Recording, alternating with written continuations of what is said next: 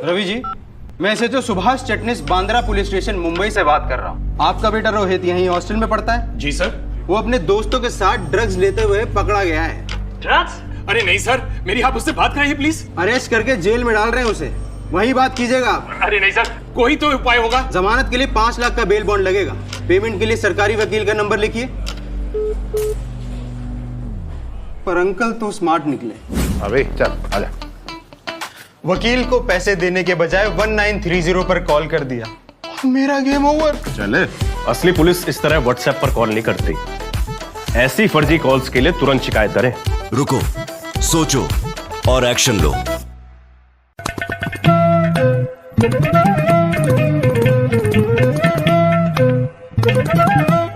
नमस्कार, देवरिया की आवाज रेडियो केसरी से प्रस्तुत है स्थानीय हालचाल। पहले मुख्य हालचाल।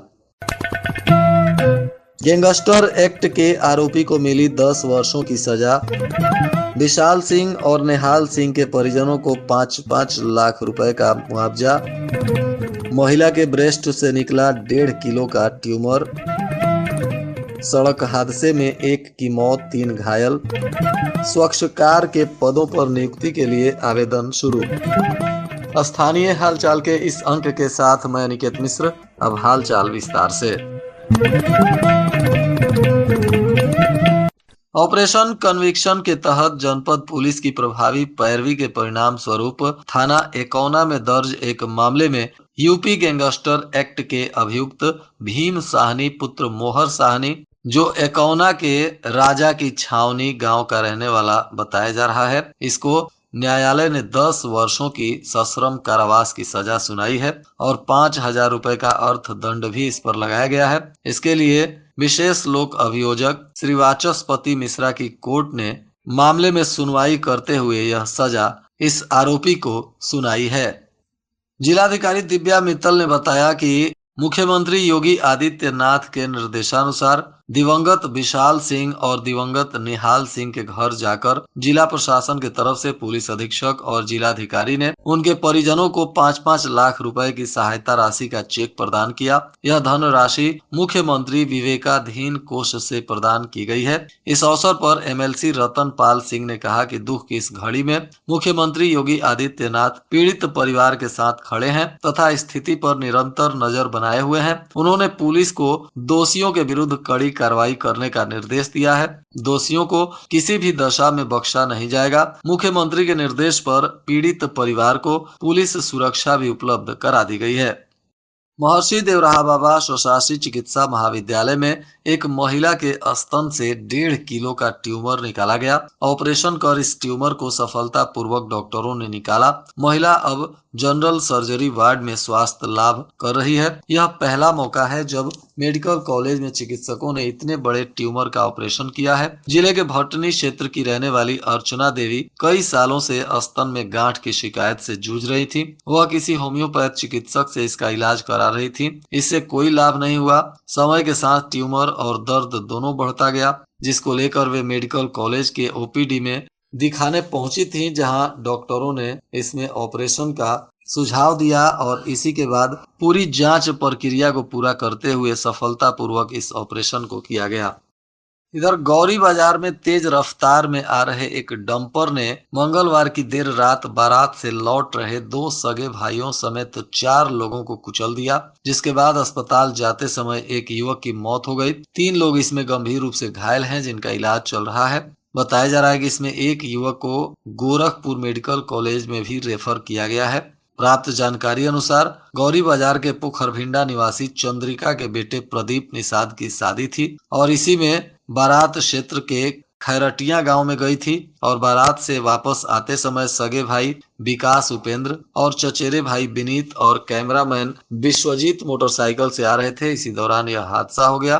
बताया जा रहा है कि इस हादसे में सगे भाई विकास निषाद, उपेंद्र निषाद और चचेरे भाई विनीत निषाद तथा भरत निषाद, जो गौरी बाजार पोखरभिंडा के रहने वाले हैं, ये सभी घायल हो गए थे और इसमें कैमरामैन विश्वजीत निषाद भी घायल हो गए थे। आसपास के लोगों ने इन सभी को हॉस्पिटल में भर्ती कराया, जहां विनीत निषाद की मौत हो गई और अन्य लोग घायल हैं। फिलहाल घटना के बाद से मृतक के परिजनों में कोहराम मचा हुआ है। पुलिस ने शव का पोस्टमार्टम कराने के बाद आज परिजनों को सौंप दिया और अन्य घायलों की इलाज चल रही है तथा इसमें आगे की कानूनी कार्रवाई भी पुलिस के द्वारा की जा रही है।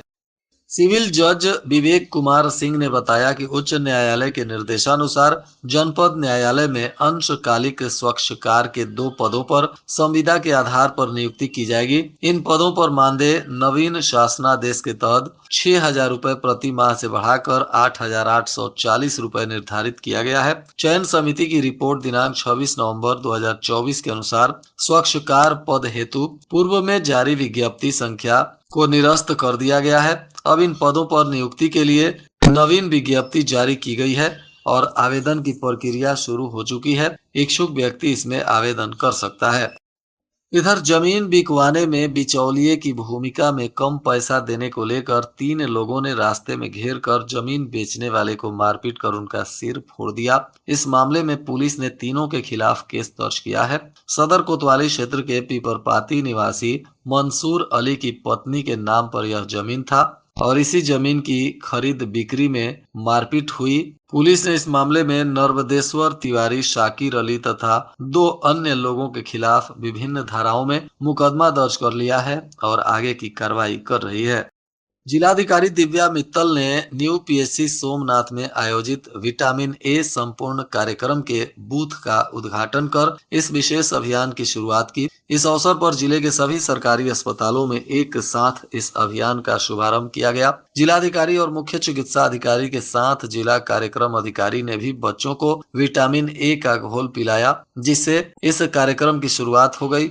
जिलाधिकारी ने संबंधित विभाग के कर्मचारियों और अधिकारियों को निर्देश देते हुए कहा कि बच्चों के स्वास्थ्य और पोषण का विशेष ध्यान रखें। यह अभियान स्वास्थ्य एवं ICDS विभाग के सहयोग से 3 जनवरी तक चलाया जा रहा है। इसमें 9 माह से लेकर 5 वर्ष तक के बच्चों को नियमित टीकाकरण के साथ विटामिन ए की खुराक दी जाएगी। उन्होंने यह भी कहा कि माताओं को बाल्य रोगों से बचाव के लिए स्तनपान और ऊपरी आहार के महत्व के प्रति भी जागरूक किया जाएगा ताकि बच्चों को कुपोषण से बचाया जा सके। और आज के मौसम का तापमान देवरिया में न्यूनतम 17 डिग्री सेल्सियस और अधिकतम 27 डिग्री सेल्सियस रहने की संभावना है। अंत में मुख्य हालचाल एक बार फिर। गैंगस्टर एक्ट के आरोपी को मिली 10 वर्षों की सजा। विशाल सिंह और नेहाल सिंह के परिजनों को 5-5 लाख रुपए का मुआवजा। महिला के ब्रेस्ट से निकला 1.5 किलो का ट्यूमर। सड़क हादसे में 1 की मौत, 3 घायल। स्वच्छकार के पदों पर नियुक्ति के लिए आवेदन शुरू। इसके साथ ही रेडियो केसरी से प्रसारित स्थानीय हालचाल का यह अंक समाप्त हुआ। नमस्कार।